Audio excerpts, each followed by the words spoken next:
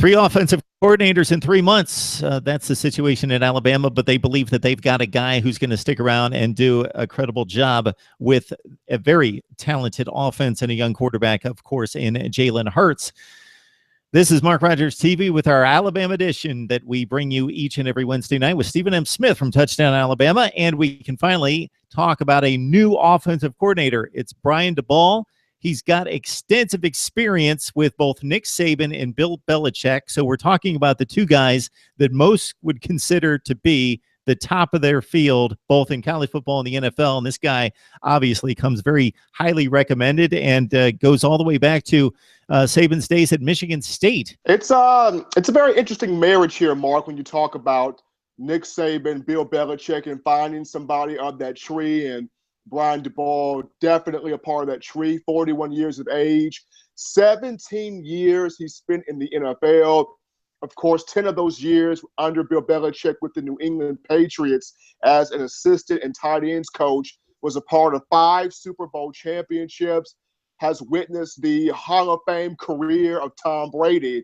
But after the New England Patriots, he spent time with the New York Jets, the Cleveland Browns, Miami Dolphins, and Kansas City Chiefs, whether it was as a quarterbacks coach or offensive coordinator. Some of the quarterbacks he has tutored along this road here: Chad Pennington, Brett Favre with the New York Jets, Brady Quinn, Colt McCoy with the Cleveland Browns, Matt Moore with the Miami Dolphins, and Matt Castle, though no longer in the league, but Matt Castle with the Kansas City Chiefs in 2012. So not the best pick of the litter of quarterbacks to be able to tutor, but Daboll did help Brett Favre obtain a 3,000-yard season with the Jets in 2008. And there's also a connection, of course, between Bill Belichick and Eric Mangini, and Daboll coached the offense there in Cleveland, as you mentioned, in 2009 and 2010 when Eric Mangini was the head coach in Cleveland. It's both a good mix of major college experience and also in the NFL.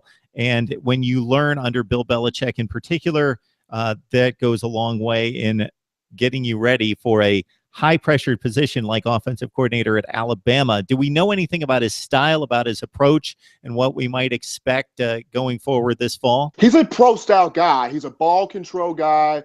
Loves to run the football, something that Alabama fans are already excited about, needless to say. And Saban, a ball control guy. But he also, in the NFL with the Patriots and the various of other teams, he's not afraid to use some spread offense tendencies. If you look at New England, they had a spread offense at times with just a non-mobile quarterback in Tom Brady. With the Chiefs, the Browns, the Jets, the Dolphins, kind of the same ordeal. Some spread offense looks, just no mobile quarterback.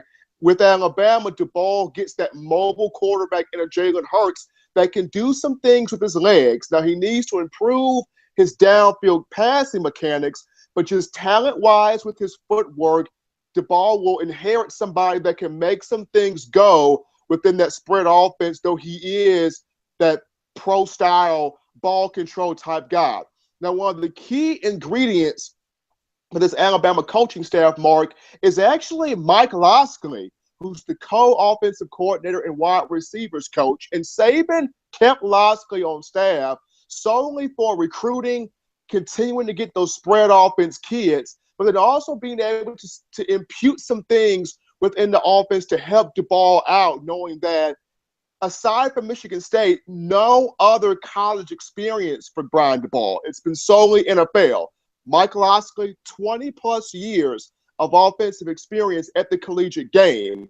So having both of those two guys together and mixing the brain power, so to speak, that's what Saban wants. It's almost like he wants to have his cake and eat it too. He wants the ball control, but in the same coin, keep recruiting the spread offense kids and being adept to the offense of college football right now. Yeah, successful formula doesn't always have to be a complicated formula, especially when you've got the better players than the guys on the other side of the line of scrimmage. And Lane Kiffin, with all of his talent and ability to make the matches that worked and really make this defense look silly at times, sometimes maybe overthought it a little bit.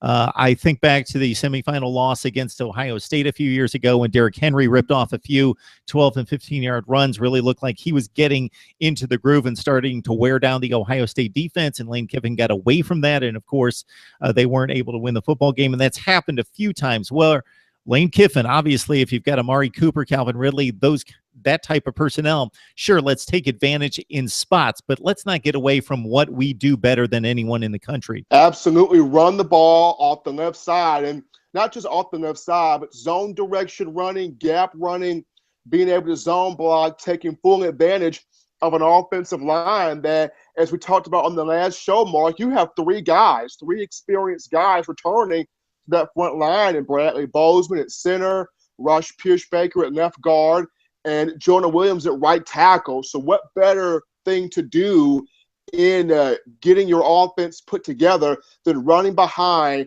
three of your more experienced guys returning on that offensive front? Mark Rogers TV covering Alabama football because we cover college football. We have to cover the Crimson Tide, and the way to do it best is to bring on Stephen M. Smith of Touchdown Alabama. And Stephen, as you mentioned to me, I've got the Crimson Tide crimson. I think I matched it pretty well here. You matched it pretty well, and I got the black to stay neutral. So checkpoint for us.